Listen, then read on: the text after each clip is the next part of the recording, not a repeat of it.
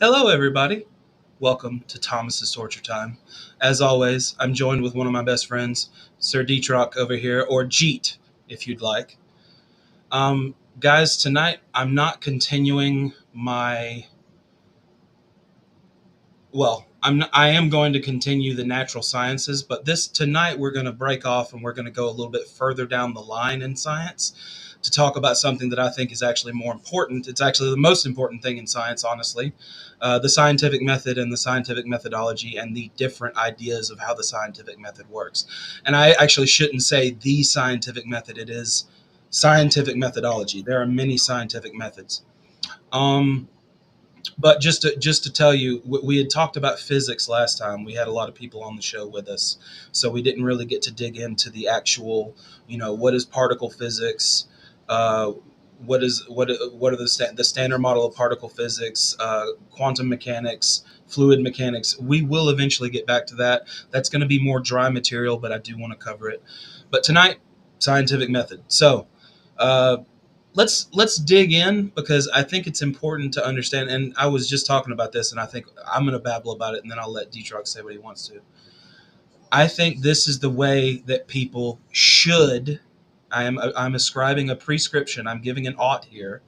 I think that people should, if we are attempting to solve problems and attempting to create technology to survive and thrive better, and to understand the past and everything that we possibly can about this earth and ourselves, this is the way we should go about it. The scientific method. It is the single most reliable pathway to any type of truth that we could imagine. If truth is an absolute thing, or if truth is just everywhere and truth is all around us, it's the way to find things that are most likely true. I do you have something to say about that, Detroit? No, I mean I generally agree. Um, I mean, do you think obviously the scientific method or scientific methodology is not attempting for absolute truth? No honest scientist would say that. What do you think about that? I think it is, but I think people would say that there's other ways to search for absolute truths. Um, Mm-hmm. you know, Give but some yes, I would examples. Uh, I would I would agree that the scientific method is the best way. Um, can we find truth through any other methods that you know of? Not that I know of. Me either. I'm not saying there aren't. And I'm not saying that the scientific methodology won't evolve. I mean, the scientific revolution happened in what, the 1600s, mid hmm 1600s, after the Renaissance. And I mean, people didn't even know what science was. It was a foreign process because it is a process. And one thing I think we should also realize, guys, is, we want to be academic and rigorous in our lives. Not all the time, but we do. And critical thinking and skepticism as methodologies, a methodology of critical thinking and a methodology of skepticism, should be added into the consideration of how you view your scientific methodology. You should always be critically thinking, which means focusing on details, minutia, the atomic level. Um, is that the way you generally view science? Through the critical thinking and skepticism lens. Yes. Me too. Me too. All right, so let's look into a little bit of what the scientific method is. All right. First off, it is obviously an empirical method. We are attempting to acquire knowledge, which would include truth. Knowledge and truth are synonymous. Truth is different than knowledge, but knowledge includes truth. So it's for acquiring truth. Excuse me. So it's an empirical method. The scientific method is empirical. And what empirical means, that's a school in epistemology. And it relies on our five senses, or how many ever senses you want to say we have. We've got proprioception and interoception and all kinds of different other senses than just taste and touch and smell and the olfactory and all, whatever. Um, there's there are ways obviously to logically, rationally, and mathematically prove things. We can do that deductively, but with empirical methods, it's all induction. We are observation itself is an induction. You are looking at something, and you are saying the past is going to guide my understanding of the present, and that's what David Hume called the problem of induction. Is that you're relying on the past, which relies on further past, which relies on further past, and it just goes on for infinity. You can't really have a basic criterion for what is empirical. I mean, are you absolutely observing the empirical? And we have to assume that we are, because we can't do science otherwise. We have to assume that our five senses are giving us an accurate representation of what we would call reality. I think it's all the same thing. I think it's all physicalism. My best guess. I hold positions tentatively, but I believe it is physicalism. And that how you explore a physical universe to me would be through the empirical senses. Now, what would existence be without our empirical senses? We've had this talk before, Detrock, remember? I do. And my notion would be that without the senses, we can't come to math, we can't come to anything in, you know, I don't even know what that would mean. Like, Yeah. could you even think about what that would mean to have no senses? Right. Well, so, and we went down this before, right? It's the Yeah, brain is a sensory organ. that's right. So Yeah, it without the is. senses, do we have a brain? Do we have a brain without the senses? That's good, because neurons are sensory, right? Would you say Yeah. that? Yeah. I mean, that's just one way to frame it, characterize it as that the brain is a sensory organ. And part of that sensory recognition is also sensing that it has thoughts and it Yeah, can review its metacognitive. thoughts metacognitively. Yeah, Yes. you're So, right. Yeah. um, yeah, We can't get behind our neurons. It's not like we can. right. You have to think to understand your neurons, and you can't Hmm. get behind that process. You know Yeah. what I mean? You can't think you're thinking out of thinking. You can't, Yeah. it's not possible. So, and the brain can feel. You know, when the Some brain people would gets think it is possible. some, maybe it is. I don't know, but the brain I'm can not saying feel. it is. I'm saying some people might think it is. So. Maybe it is. But I'm sorry to repeat myself again, but the No, I'm brain can sorry. feel. We know that, right? Like it can be bounced around in there. Hmm. It can have pain specific to the brain. Um, biochem Neurobiologically, the brain can feel pain, so it is a sensory organ. So the whole philosophical convoluted thought experiment of no senses whatsoever is just a fun thought experiment. That's Right, all it is. right. It's another radical skeptical scenario to tell you, hey, without your senses, you don't even know if reality exists. Right? Well, Your then senses. we could say that we still have metacognition. That Yeah, there's you could think about your thoughts, I would imagine, in some way, but right. I still wouldn't. And by that rationale, I think. I mean, what was the initial question? Like, would you have language? Is that what it was? Would you I have? think when me and Perry were talking about it, was the floating man is the kind of joke we call it, Hmm. because it's just a brain floating around, I guess, a Yeah. mind, you know. So if it And just had metacognitive function, then yeah, I would say you could establish a form of logic. It would would it be be, able to you sense know, any differentiation in the patterns without senses to attach it to something in reality?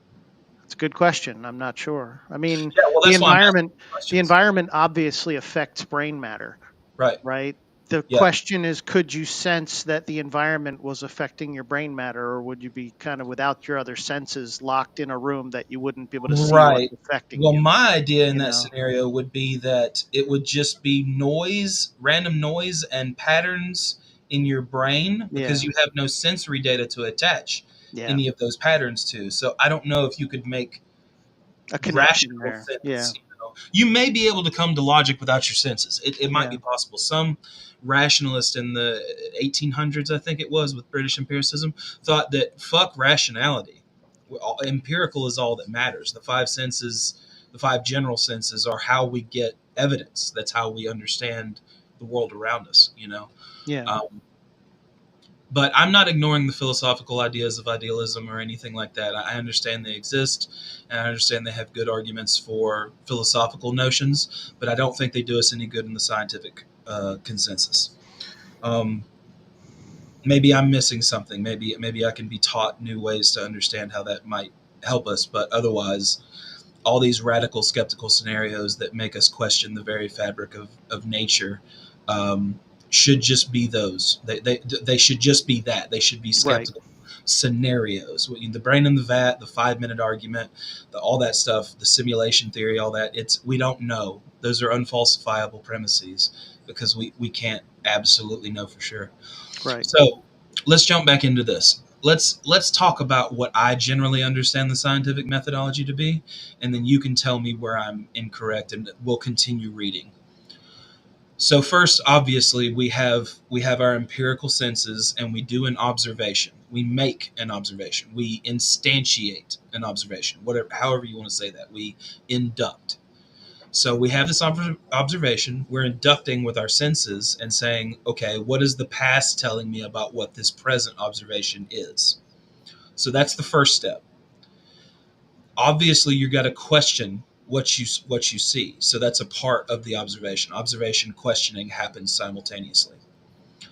Now, after that, I would say that you would need to go look for other occurrences of the thing that you observed and maybe study in that area that's already been mapped out by other people to see if you have come across something new or something that shows that another theory has weight to it. So you should research your topic area for which you had the observation. Do you agree with that? Yeah. Okay. So then after you've done that, then once you have an educated understanding of what you may think is going on, you formulate a hypothesis. And that's not just, well, I guess it's this. A hypothesis is something that you sit down, you write out a paper, you try to go through rigorously, correcting your mistakes, trying to understand what a good way to approach this might be. Once you do that, you've got to come up with a test. Once you have the hypothesis, you have to come up with some kind of test.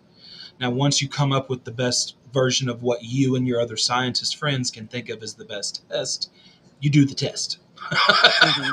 Okay.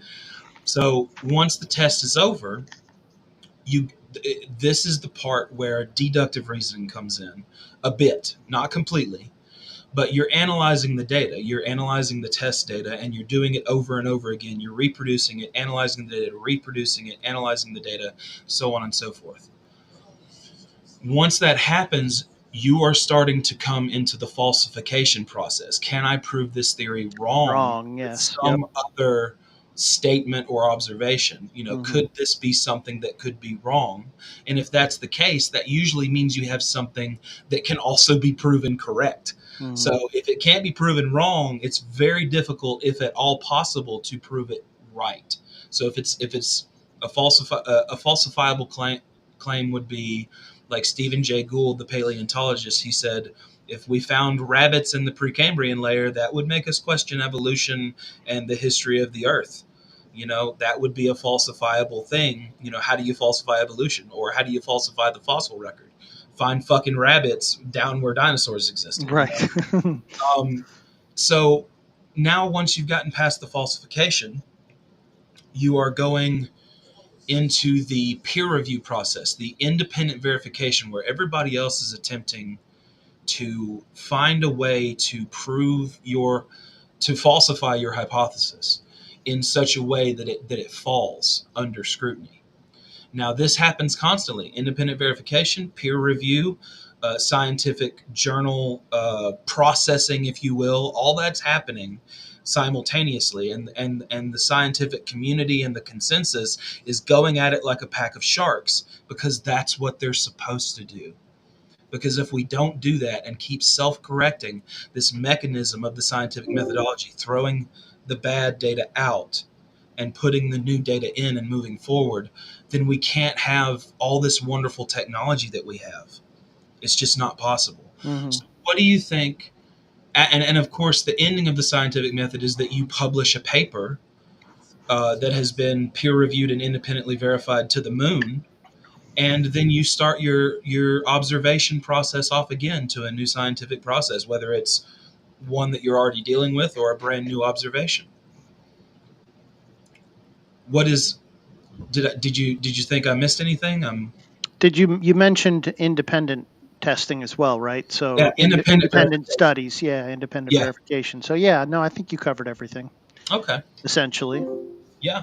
And then you also have to continue refining and testing and trying to Yes. falsify it, That's that there. That's process right after continues. the testing process is Yeah, exactly when that happens. Is you're yeah, trying to falsify your data. If you can't falsify your data, it's like this: is there a unicorn orbiting us exactly on the other side of the sun right now?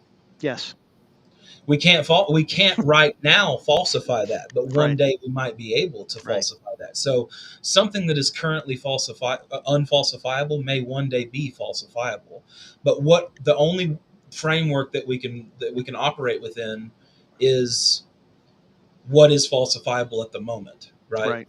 And you could find like you Or can't provable falsify true. all. What's falsifiable or understood as true, Yeah, right? Yeah, like you could falsify particle physics by finding a particle that doesn't ever turn into a wave, right. right?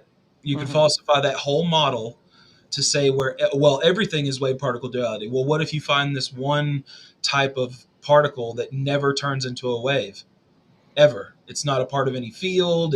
I mean, that would require physics to rewrite some things. You know what I mean? Hmm. That would be a big change. That would be something rare, and that would be something that we would have to take into account. And we would use the scientific method to figure out what that anomaly was and why we might be completely wrong about quantum mechanics. Right. Yeah. So I'm going to read. We'll read what Wikipedia says here. The scientific method involves careful observation coupled with rigorous skepticism, like I said earlier, because cognitive assumptions and cognitive biases can distort the interpretation of the observation. Let's talk about that for a second. If there every point in this process a human is involved, right? You still with me? I'm here. Yes, I was nodding my head. Oh, I'm I sorry. was looking at the page. I wasn't looking at you. My So. fault. No, no, no. You're fine. Um, so at every point we have the cognitive biases. We've got confirmation bias, which is our worst one. Uh, and these biases are there through evolution to help us survive. So I mean, they're heuristics. They're quick ways of thinking. It's mental shortcuts to allow us to think quickly in complex situations. But they can fuck up and they can become malfunctioning heuristics, and that's a cognitive bias. One of the main ones is apophenia, which is finding patterns where there are none. Over excuse me hyperactive pattern recognition. We have that as a human species in order to survive on the plains. Because if we didn't have hyperactive agency detection and hyperactive, what did I just say? Detroit. Uh, uh, uh, I uh, forgot what I said. Damn it. No, it's uh, okay. But we have hyperactive uh, pattern recognition. That's what I said. Yes. pattern We have recognition. Yeah. hyperactive pattern recognition and hyperactive agency recognition. And that helps us to basically, if there's a rustle in the bush and you're sitting next to the fire, it is always safer to run away rather than just assuming it's just the wind. Right. But like an improper pattern recognition or maybe an overactive pattern recognition might be like numerology, right? You're damn right. Expand on that. Um, Explain. well, it's just finding patterns in numbers and assigning meaning to what those numbers mean. And it's just drawing lines Well, that there don't might be people watching necessarily. in the future that actually believe in numerology, and I would Sure. urge them so much to go look into the problems. Go to YouTube and type in problems with numerology. You will Yeah. find them. Um, you know, go watch the movie 23, and that will show you what apophenia does. Hmm. You know what I mean? You can literally find connections with everything because reality is like that. Reality is metaphorically the golden ratio. Everything falls into that microcosm macrocosm spiral. Hmm. Nature is a kaleidoscope, so you're going to find those specific relations between, oh, the number 23 relates to this, and I can make this work with this and change these letters around, and this equals that. You can do that with anything. Yeah. So that's a problem. So when we come back to the topic, our cognitive biases, our mental shortcuts that help us think, can fuck up the observation process in the scientific methodology when you're doing it. And so there is no part where a human's not involved. We don't have AI to do scientific experiments for us. So as we're creating these hypotheses and creating the tests and and all of that, the biases are happening. The way that the biases get cut out is the independent verification and the scientific community gaining scientific consensus, because it uses the wisdom of the crowd. If you know anything about that, it's go look it up. Go look up wisdom of the crowd. It's the wisdom of the crowd, of the consensus of the scientific community, that agrees upon these things and then plugs them into already working theories, and they work. You know, if the scientific method leads you to new data, if that data can predict something, if that data adds to an already operational theory, that's going to mean something.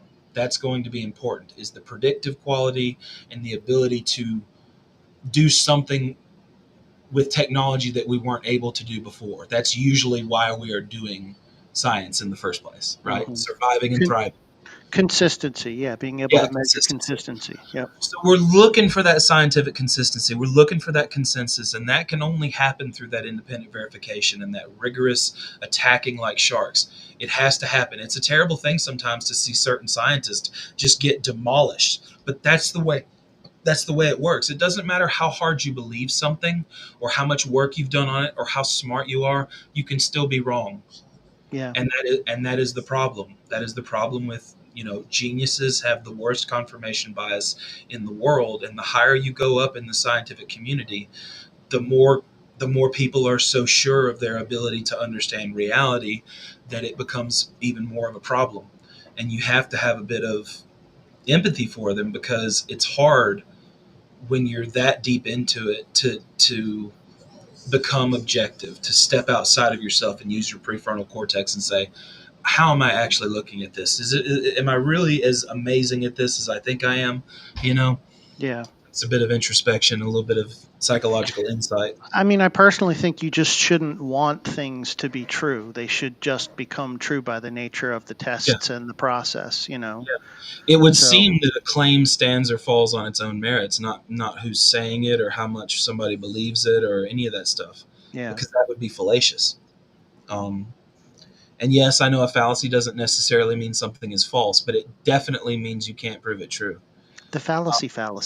The fallacy, that is one to be aware of. Overactive fallacy detection. Um, like circular reasoning sometimes can be correct. The Like I said, the problem of induction can either be an infinite regress, or you can think about it as a circle. Think about the past to think about the present, to think about the past to think about the present. That is a correct thing, and it's circular logic. That's what's Yeah. happening. So, it depends on the way that you reason and the way that you make your syllogisms. But I've said this before: the world is not bivalent. The world, I mean, existence, reality. Reality is a big bunch of analog quantum soup. The us making definitions of things and delineations of things, and like on or off and zeros and ones and yes and no, and us making all these bivalences about true and false, about reality, is us tacking on our like abstract digital models to a constantly moving ocean. Does that make sense? It does. It's a moving target. Yeah. And so we're trying to put all these boxes around everything, when really that's not how reality actually works. But it's our only way, through our abstract mentality, to understand the way that reality actually works. And the quantum indeterminacy shows us that, um, the very nature that everything is constantly changing. It's like a process philosophy. There's never the right answer, because it's constantly changing. So, but that's something, I always think about this, that um, if the universe is computational, like some people like Stephen Wolfram think, then maybe bivalence does apply to the universe. Maybe like all particles are like, zeros and ones, qubits and shit, and it's the universe is actually digital and mechanical and not analog and soupy. I'm not sure. I don't really know. How do you feel about that? Um, so I guess we've fallen into more of an abstract philosophical concept, right? So I know there's people out there who believe in things like fundamental truths Yeah, of the universe and that mathematics is discovered, it's not created. Is that yeah, like sort of a Wolfram, like yeah. mathematics are the universe, or like Max Tegmark, for instance, Well, I mean, um, F equals ma is what is a scientific law. It's actually what is happening out there, mm, right? But F equals ma might not explain all of what is actually happening. right, but it's still a tool that we've created to describe the universe. It's I not agree. like, yeah, it's not like Well, the universe is mathematics. You know no, what I no, no, mean? no, no, no. I am a constructivist when it comes to Yeah. mathematics. I believe that mathematics is constructed by the community, and the community is Earth. So we all constructed mathematics together because Right. that is what most closely represents physics and reality. It's just the language. And You it's know, really fucking close. Don't get me it's really wrong. it's really close. It's really close, but it's not exactly one for one Right. representing reality. It's not. We don't have anything that does that. Exactly. Math is another digital thing, right? It's a deductive digital system, and we apply that to a quantum motion. And I keep on thinking that maybe that's the wrong way to think about it, but at the same time, how else do we understand things without making them some kind of mechanical and separate? Yeah, I don't think it's a problem to think that there could be other ways to characterize it possibly, but Mm, we know what tools work the best right now yeah, and make the most sense. yeah. I think we got to be pragmatic. I may be getting too far off into philosophical territory. So, well, that's okay. There's nothing wrong with philosophical territory. No, I love it. It's just a crazy thing to think about. I mean, mathematics is the language of physics, but if you can't, we discovered reality, and then we realized that geometry existed, and then from geometry we got numbers and we got quantities, and it just went from there. We were like, wow, this so closely represents reality, and it doesn't matter what the symbols are. It's like the operations themselves represent reality. It's crazy. The whole philosophy of mathematics is super interesting. Anybody watching this, I would really behoove you, or it would behoove you, to go and read up on Stanford Encyclopedia page on the philosophy of mathematics. It is a dense read. It's not easy, but I think that it would help to understand this whole invented discovered thing, because invented means socially constructed in philosophy, and discovered means it's a description. We're describing reality, like F equals ma, force equals mass times acceleration. That is something that the universe is doing. So that's a scientific law because it's a mathematical formula. That's all it is. But we may not actually be describing what F equals ma is doing for real, for real. And I know that's weird to say, but it's kind of the whole Kant thing with the noumena, which I won't get too deep into right now. We don't know what is actually happening with F equals ma, but F equals ma is doing that. And our closest representation mathematically is F equals ma. That's as simple as we can get it, and that's what we want it to be. Simplicity is much better always in math. Um, so let's read a bit more. How long we've been going? I don't want to wear anybody out. Not wearing me out. Oh, we only 30 minutes. Okay, good. Hell yeah. All right. So let's read a little bit more about the scientific method. Okay. Although procedures vary from one field of inquiry to another, the underlying process is frequently the same.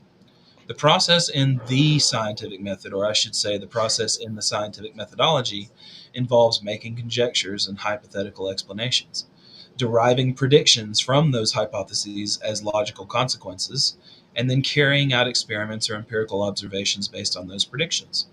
So basically, what I just explained a moment ago.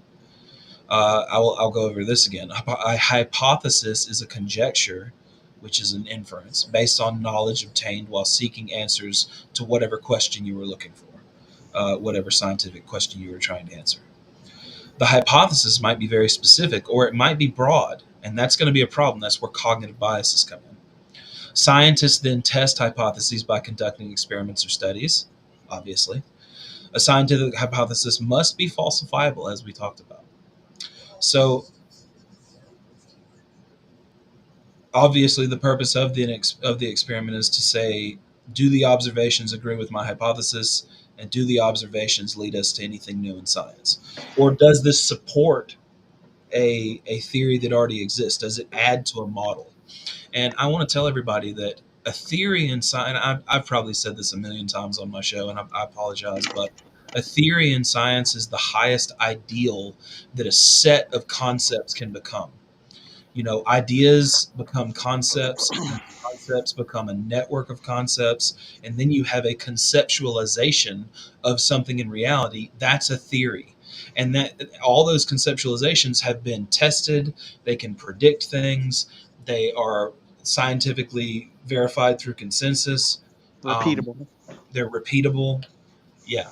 So, exactly. I think you guys get where I'm going. A theory is the height of modeling the real world, whatever that means to you. It is the height of modeling. So, and like I said earlier, we're throwing the old data out, we're pulling the new data in. It's a constant. It's process philosophy. It's constant movement.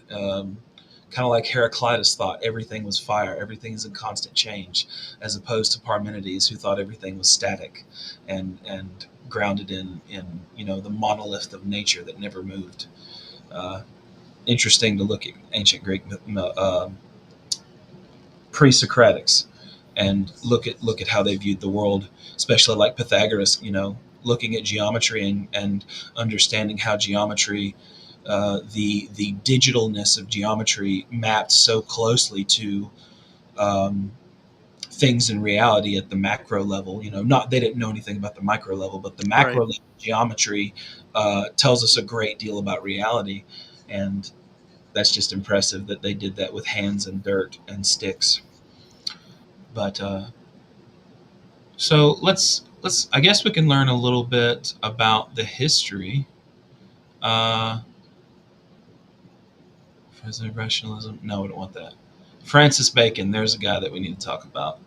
So empiricism was argued by Francis Bacon back in the 1600s. This is I'm looking for something, guys. Sorry.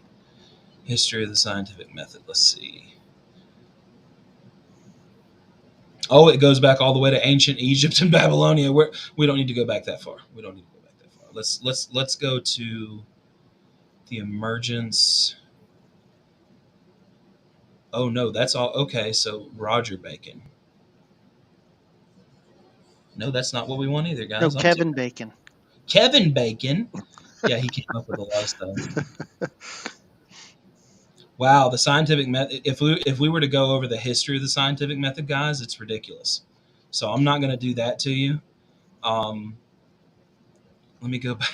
God have mercy, that's a lot.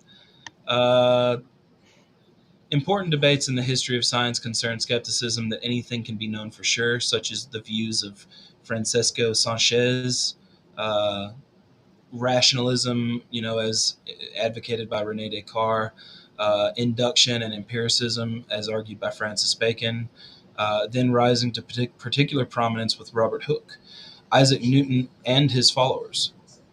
And basically, the term scientific method emerged in the 19th century as a result of significant institutional development of science. Emergent technologies established clear boundaries between science and non-science, such as scientist and pseudoscientist. Terms like scientists and pseudoscientists appeared throughout the 1830s and 1850s, when Baconism, the whole empiricism, um, was popular. Naturalists like William Whewell, John Herschel, John Stuart Mill, who's a pragmatist, engaged in debates over induction and facts and were focused on how to generate knowledge, epistemological debates. In the late 19th century and early 20th centuries, a debate over realism versus anti realism was conducted as powerful scientific theories extended beyond the realm of the observable. That's an interesting thing to remember. We covered realism and anti-realism on my episodes about the philosophy of science. If you want to go back and look at those, I behoove you to. I love that word, behoove. I behoove you to go do that as well, because the philosophy of science leads directly into this series about science, and it's you kind of have to understand that to really get why science is so important, because the philosophy of science is the foundation. Why we can do science at all, um, or why it matters to do it at all. Uh, we can read a little bit. Let's read a little bit more. It says problem solving via the scientific method. The term scientific method came into popular use in the 20th century. Dewey's 1910 book, How We Think, inspired popular guidelines, appearing in dictionaries and science textbooks, although there was little consensus over its meaning. Although there was growth through the middle of the 20th century, by the 1960s and 70s, numerous influential philosophers of science, such as Thomas Kuhn and Paul Feyerabend, had questioned the universality of the scientific method, and in doing so, largely replaced the notion of science as like a homogeneous and universal method with that of it being a heterogeneous and local practice. So, like more of a many different types of scientific methods. In particular, Feyerabend, in the 1975 first edition of his book Against Method, argued against there being any universal rules of science. Popper in 63, Ghosh in 2003, and Toe in 2010 disagree with Feyerabend's claim problem solvers and researchers are to be prudent with their resources during their inquiry, I guess is what they said to him. So there has to be strict guidelines. I don't know where I fall on that, because obviously there are no universal rules in science. There's different scientific methods, but how I explained it at the first is how I've heard professionals describe it to me, how it operates. So I mean, if you're not doing some form of that, you're I don't know about a universal rules of, Yeah, the problem is there's a high level sort of outline, and then everything else from there below is malleable mm-hmm, to what you need to accomplish, you know? mm-hmm.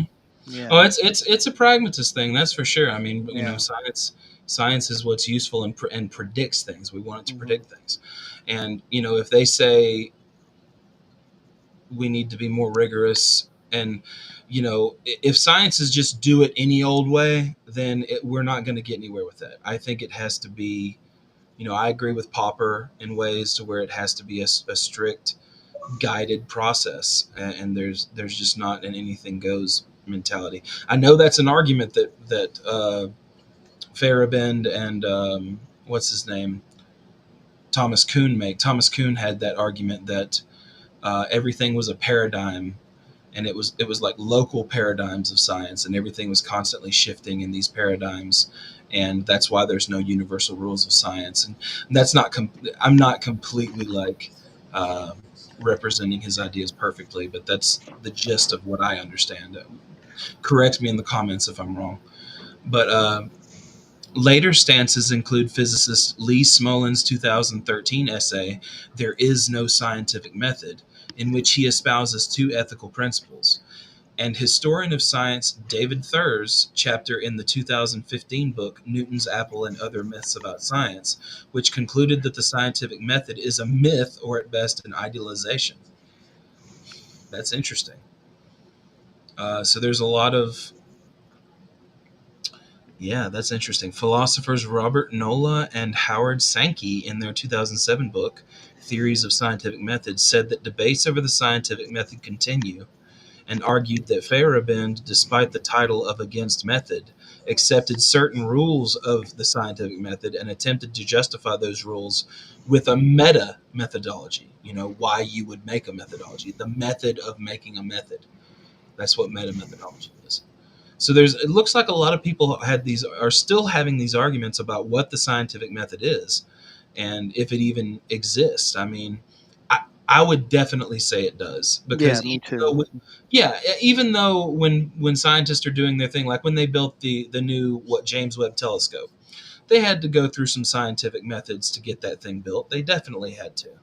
And it's not like every one of them was doing the process in complete order from start to finish with every single, you know, object that they came up against, but they were relatively doing the same thing, or otherwise they wouldn't come to any predictable results. Yeah, of course, some things have pragmatic solutions when it comes down to it, usually because of financial constraints or time constraints or something of that nature. Yeah. Yeah, and it's not, and of course, I know that's not what you meant, but they don't. That doesn't affect the scientific method, of course. No, I know, but I'm just saying, Yeah, sometimes there's pragmatic things that they're part of the process, but they're not the yeah, scientific process. You know yeah. what I mean? A So, pragmatic approach to something might be like, well, fuck it, let's just do it this way. It's worked before, and we don't want to change it. Whereas if we took the scientific method to that same problem, we might find out, hey, we're doing this wrong. right. You know, Exactly. and Yeah. that is Mistakes can happen that way. yeah. Yes. And the scientific methodology is trying to throw the old out and bring the new in, which helps Hmm. that cognitive bias problem. You know, um, so these people who argue that it's just made up, I don't know if I can fall into that crowd.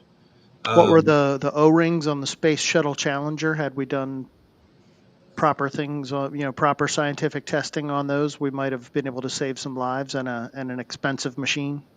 yep, yep, Mm. that's the problem. Uh, One main problem that there's never going to be absolute consensus on everything, but just like everything in life, if you statistically look at the scientific community, it's going to be a bell curve.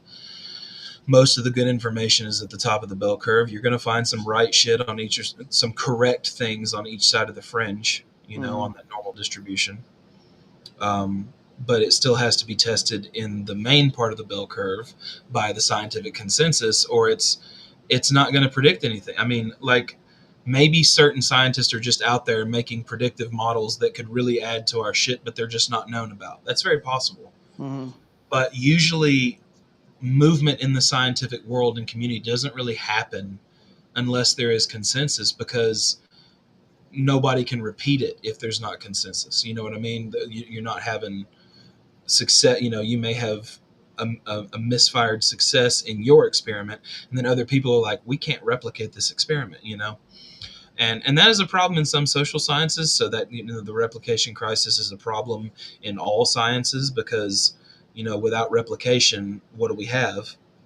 um, that's a problem if we can't repeat. But everything in psychology is non-repeatable. So, and I'm a huge follower of that, of studying things and people psychologically. I want to read some more about these. Let's see. Sladden in 2017 argued that it is a mistake to try following rules in the absence of an algorithmic scientific method. In that case, science is best understood through examples. I just don't understand this. That's interesting. It does say that the ubiquitous element in the scientific method is empiricism, just like I was saying earlier. This is in opposition to stringent forms of rationalism, which is logical argumentation and a priori information. Um, the scientific method embodies the position that reason alone cannot solve a particular scientific problem. And that would seem to be the case. We wouldn't know about particle physics with just reason alone. Now, there were atomists back in Democritus's day, but they didn't have any way to show that there was a world below the atomic. So, a strong formulation of the scientific method is not always aligned with a form of empiricism, in which the empirical data is put forward in the form of experience or other abstracted forms of knowledge. However, the use of scientific modeling and the reliance on abstract typologies is normally accepted. The scientific method counters claims that revelation, political, or religious dogma appeals to tradition, common sense, or currently held theories pose the only possible means of so basically they're saying that most people think that commonly held beliefs, tradition, common sense, whatever you want to call that, is how you discern truth. But scientific modeling is how you predict data. That's the big thing about the scientific method. If you can't predict how chemistry is going to happen, how physics is going to happen, how biology is going to happen, if you can't predict some, like even predicting the weather, meteorologists are doing physics and science to predict what the pressure systems on the earth are going to do and what weather they cause. If we didn't have predictive models that were tested by science, you wouldn't know when a hurricane was happening or where it was, right? The reason why these models work is because we do the scientific method so that it can predict something. I think prediction is the main thing here. Would you agree with that, or do you see another? Yeah, I mean, I generally think it's about prediction. Yeah, I don't know how it could be. Well, yeah, that's an interesting place that I'm stuck at. I mean, like, if it can't, if a scientific model that has had many papers and lots of falsification and lots of independent verification, if a model like our theory of gravity, uh, but you can do the scientific process to solidify or reinforce information too, right? Like, for instance, doing archaeological exploration. You know, yes, you're solid. So is that prediction? That's not really prediction, right? That's I more mean, you're predicting what, like, you can predict, like, there's a science to uncovering ancient fossils, right? right. There's a way to do it. People are trained to do it. If they don't do it that way, then they'll break the fossils, or True. something will happen bad. So they're predicting the A best process, scientific right? way, the process to do it. But So it's not all prediction, right? Because it's some of it right, is just establishing information, data, right. you Well, know. what I'm talking about is the end result of the scientific process. Right, right, Is we want the end result to give us something in a model or by itself that predicts something in reality. right. Um, because if it can't predict something, then it's not useful. It's not going to do anything for us other than just exist. Hmm. Um, which is why, like, there was junk science like phrenology, right? Back in the early 1900s, where people thought that you could feel the bumps on people's heads and, like, tell their personality and shit. And, for a moment that was science because it was the only thing they had. The I'm humors, sure it was quickly pseudoscience, but for a moment there, it was, science. yeah. We had the humors, right? Yeah, that was before the scientific method. I think that was like the 16. Well, no, it was probably around science and stuff, Yeah. but yeah, 1600s, 1500s, yeah, Yep. for sure. So, factors of scientific inquiry, I think. Let's see. Okay, so there are different ways of outlining. Let's see how long have we been going. I keep on looking back at my. It says here 47:35. Okay, we'll go for 47. a little bit longer and then we'll cut her off. I think an hour's good because people get tired. But we are beating this to death. We're beating the dead horse to death over and over and over and over. But we will have another episode on this where I continue to go over this stuff. The And horse. next time we'll probably get into elements of the scientific method and hypothesis development and things like that. So we'll read about factors of scientific inquiry and we'll talk a little bit longer and then we'll cut it off. So there are different ways of outlining the basic method used for the scientific inquiry. The scientific community and philosophers of science generally agree the following classification and method components, the ones I'm about to read to you in a moment. These methodological elements and organization of procedures tend to be more characteristic of experimental sciences than social sciences, thus the replication crisis. Nonetheless, the cycle of formulating hypotheses, testing and analyzing the results, and formulating new hypotheses will resemble the cycle described below. The scientific method is an iterative, cyclical process through which information is continually revised, as I've been saying. So, you've got observations, definitions, and measurements of the subject of inquiry. So, that's characterizations. You have hypotheses, which is the hypothetical explanations of observations and measurements of the subject or the object that you're looking at. Predictions, which is inductive and deductive reasoning from the hypothesis from the theory itself. And then experiments, which tests all of the above characterizations, hypothesis, and predictions.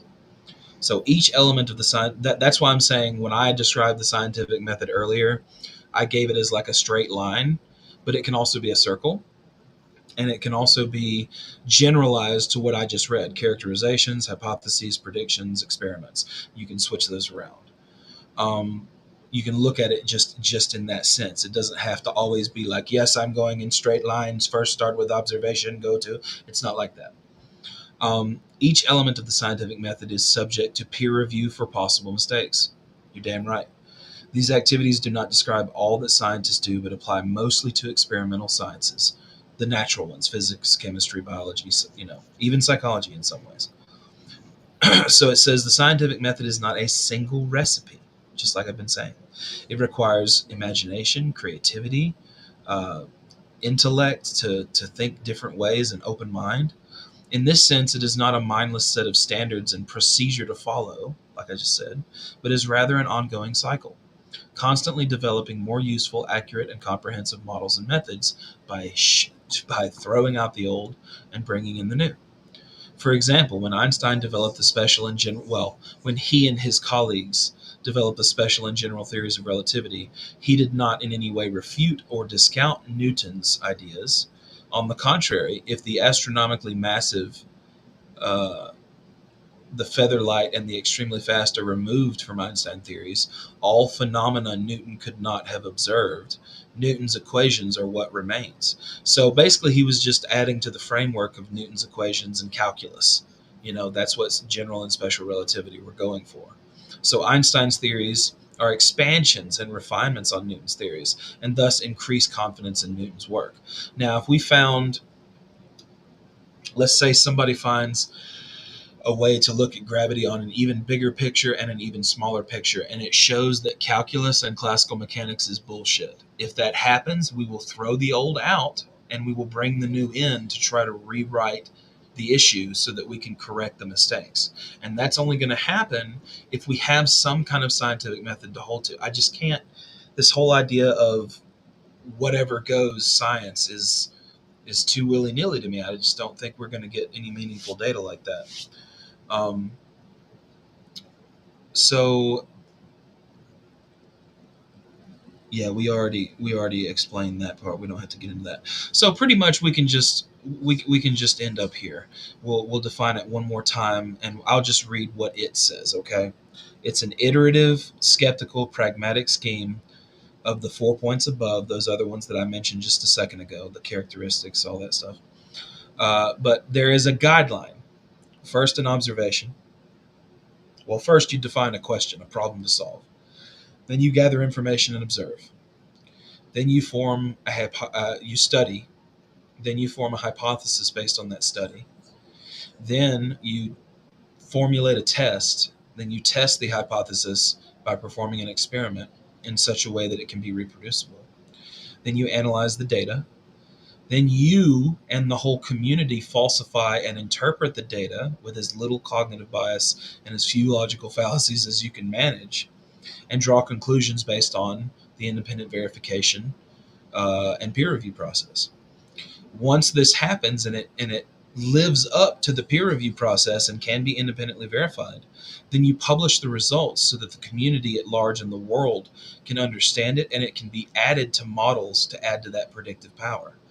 And then, of course, we continually retest these things to test for, you know, uh, is this changing something fundamental? Have we gotten something fundamental wrong?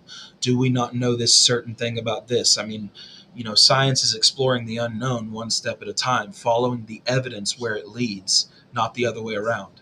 So we want theories to suit facts, not facts to suit theories. And that's I think where we're going to leave it tonight, guys. Did you have a fun time? Me? Yes. Yeah, I love your mind. You have a beautiful mind. I appreciate that. I love your mind too. I love your mind as well. Well, guys, I hope I have bored you sincerely. Um, we will do this again, and we'll continue talking about the scientific method so that we can pound it in our heads and really understand this shit, so that you can always come back to these videos and hear us just talking it out and reading and talking about it and getting into all these philosophical concepts as well. But we love you. We appreciate you coming. Please subscribe to my channel. And I believe, Detrock, don't you have a channel? I do. Yep. Plug yourself. Uh, YouTube.com at Jeet Kune Show. JeetKuneshow. Go there. Subscribe. Watch the videos. He's got a cool lizard as a pet. It's not what you think. All right, guys. Well, thanks for joining us tonight. We love you all, and we'll see you next time. Bye. Bye.